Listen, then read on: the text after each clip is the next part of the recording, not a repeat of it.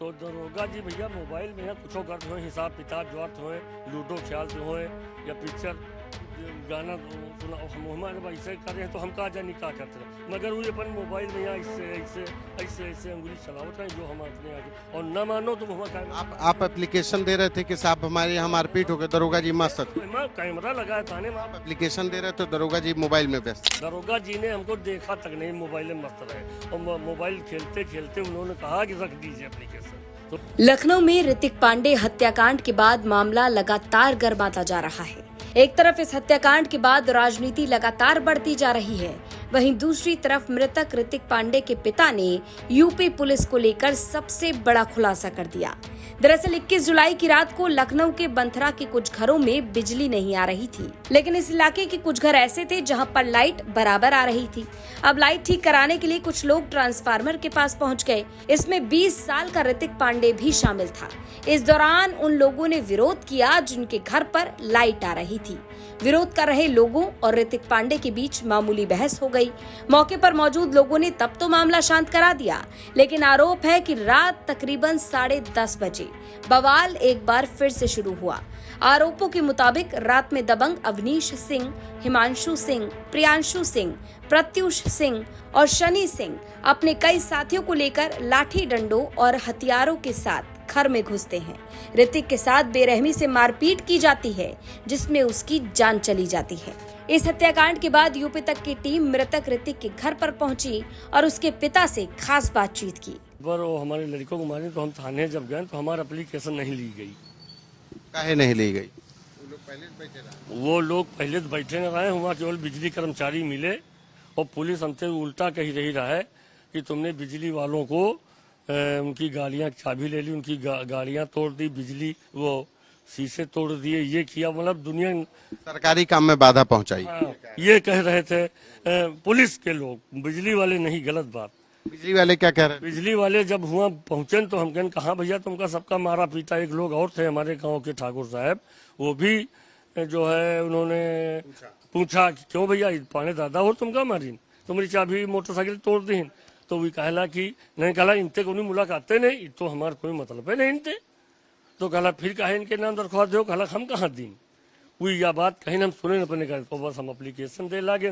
तो जो दरोगा रहे वही काउंटर बैठ रहे हैं और बिजली वाले जब हम थाने में गए ना तो 2-4 दरोगन से नीचे ही आगे है बतलाते रहे।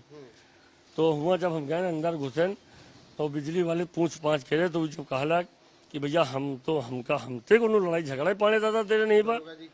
तो दरोगा जी भैया मोबाइल में यहाँ कुछ करते हो, हिसाब किताब जोड़ते हो, लूडो खेलते हो या पिक्चर गाना सुना, हम हमारे ऐसे कर रहे हैं तो हम कहा जानी क्या करते रहे, मगर वो अपन मोबाइल में यहाँ ऐसे ऐसे ऐसे ऐसे अंगुली चलावत हैं जो हम अपने आगे, और न मानो तो हम आप एप्लीकेशन दे रहे थे कि साहब हमारे यहाँ मारपीट हो गई, दरोगा जी मस्त थे। कैमरा लगाया थाने में। आप एप्लीकेशन दे रहे थे, दरोगा जी मोबाइल में व्यस्त। हाँ वही मोबाइल हम साहब लियो, वही दरोगा दूसरा यहाँ आए, कहला राधा पांडे किसका नाम और बब्बन पांडे किसका नाम, अनिकेत किसका नाम, अभिषेक किसका नाम और ऋतिक किसका नाम, और बंदूक कहाँ है तुम्हारी बंदूक, बंदूक से तुमने उनको बंदूक लेके दौड़ाया। मतलब बंदूक है आपके घर में? आपके परिवार में किसी के पास बंदूक नहीं? परिवार में है हाँ, चचेरे परिवार में है। मान लो आपके घर में लाइसेंस ही नहीं? हमारे घर में कोई लाइसेंस नहीं।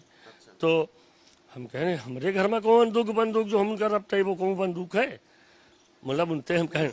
थाने पे कोई सुनवाई नहीं हुई? थाने पे कोई सुनवाई नहीं भाई, भैया वो मस्त रहे ऐसे। उसके बाद हम कहा भैया इनका कहूँ इलाज के लिए भेज दो, देखो सब जने चले नहीं पा रहे हैं, खून वून फिर हमारे लेबर के लिए और हमारे लड़कों घायल है, उनसे हम कहा।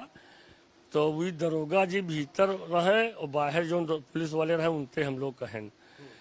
इतने में वही दरोगो आगे जो भीतर जिनका कहीं ना हमसे रख दो एप्लीकेशन। दरोगा जी ने हमको देखा तक नहीं, मोबाइल में मस्त रहे और मोबाइल खेलते खेलते उन्होंने कहा कि रख दीजिए एप्लीकेशन, तो मैंने रख दिया, बाहर चले आए।